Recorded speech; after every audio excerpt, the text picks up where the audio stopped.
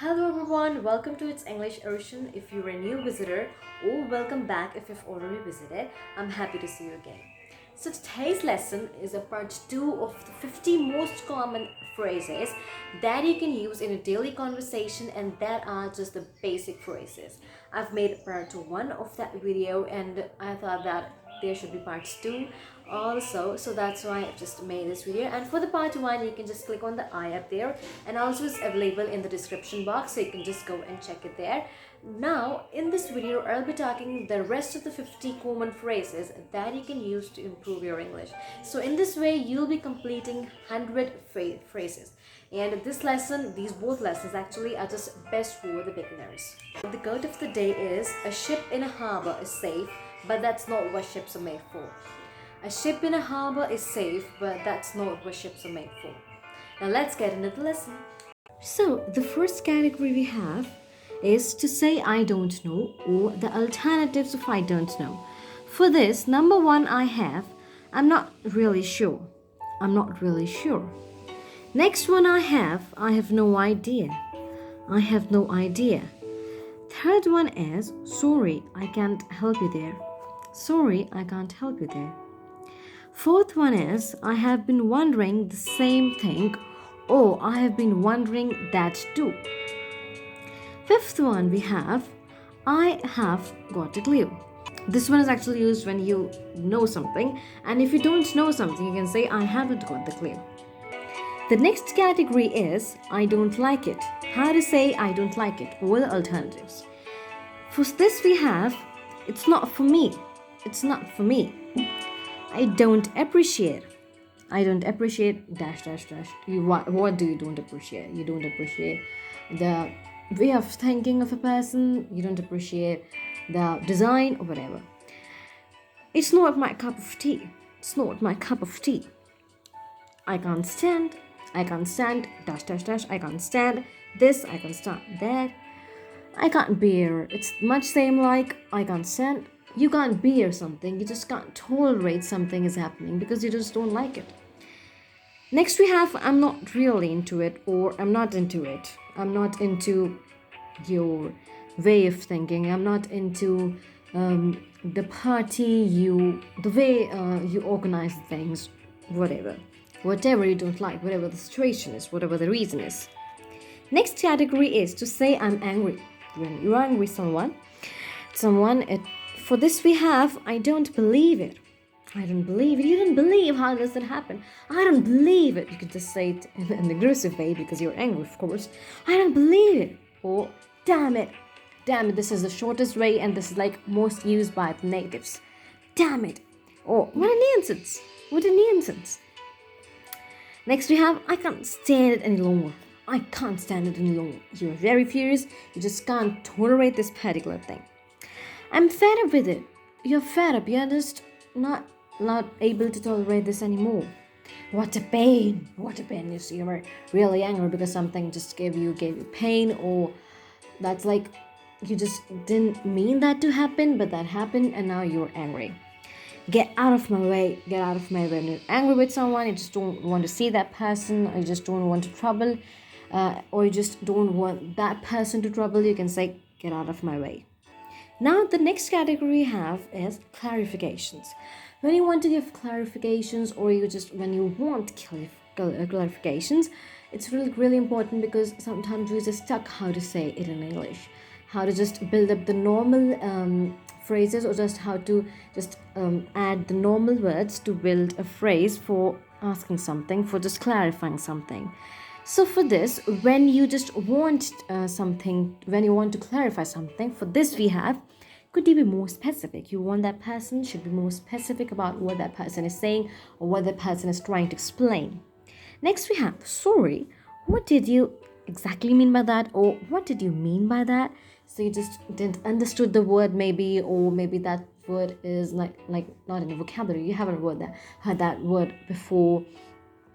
Because that situation that person has just told you didn't got into your head right at one go, or maybe your brain was just daydreaming, so you want to just re-ask that person something, so that you can just, this phrase you can use for that, clarify it, just, or maybe you just want to repeat that particular person, you just want that particular person to repeat the particular thing.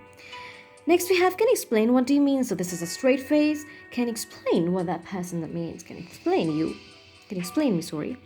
So now when you give the clarification, for this we have, let me explain you, or let me explain blah blah blah. In other words, blah blah blah. In other words, what I mean to say was, you are not good at sports. So what I mean is, history is a theoretical subject. So I just took any random example. The next we have, what I was trying to say is dash blah blah blah. What I was trying to say is, mathematics is not your cup of tea. It's like, it doesn't mean that it's not my cup of tea. It doesn't mean like just I don't like it. It means that what I'm trying to say is, math is not your cup of tea. It means that math is not made for you. Just you don't like maths. The next category is to say that you will support someone. To say, I will support you. For this we have, I'm here for you. You are there for that person. You are saying that, don't worry, I'm here for you. Next we have, I'm still cheering for you. You are still cheering because maybe that person is playing football, let's say, and the person is not that much confident about him or her.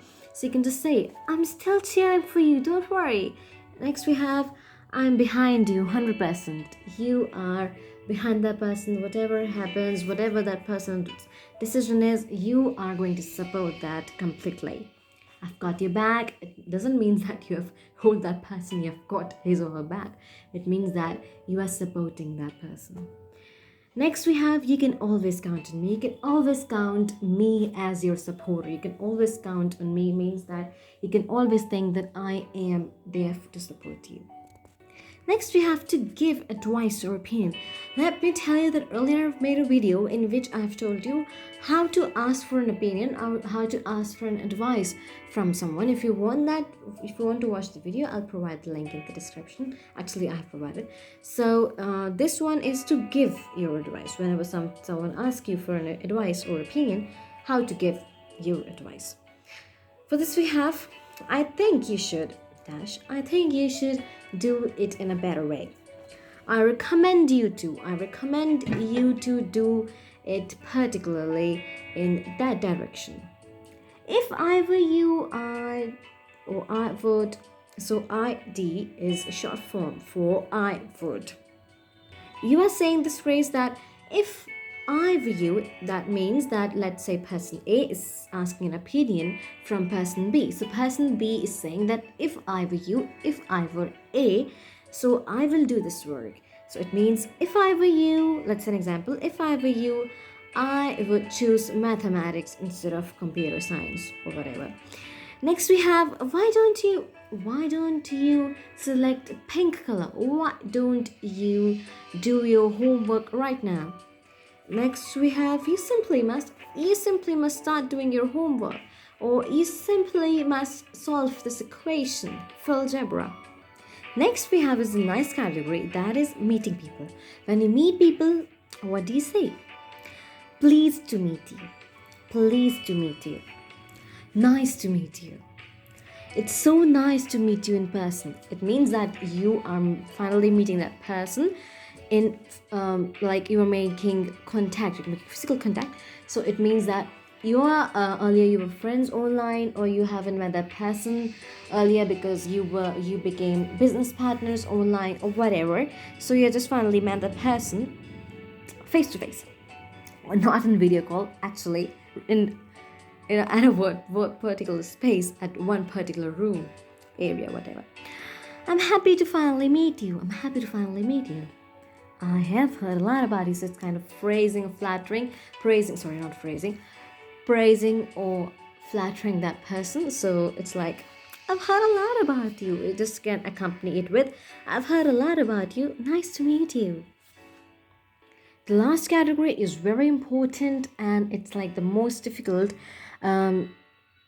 situation to say, like the most difficult situation, how to just say that thing, how to just start with that particular thing. It is hard to give bad news. When you want to give bad news, how to just start with, like, what words should we add. So for this one, first we have, there is no easy way to say this, but what's the situation is, what the bad news is. In this, I have written dot dot dot at the end of every phrase. This means that there will be the bad news after that. There is no easy way to say this, but let me tell you, your grandpa is no more.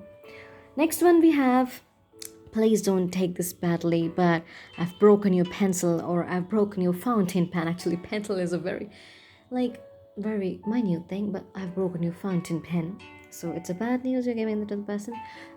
So unfortunately, next we have, unfortunately, I lost your copy. Unfortunately, I lost your science project. So it's very bad. Next we have is, I tried dash, but dash. It means I tried to find your copy, but I was not able to get it. So you lost someone's copy, science copy, maths copy, social copy, whatever. Next we have, I'm afraid to inform you that we'll not be having a football match tomorrow. I'm afraid to tell you that, you're afraid to tell that person that that their football match will no longer be there because of any reason. Let's say it's raining. Next we have, I've got some bad news.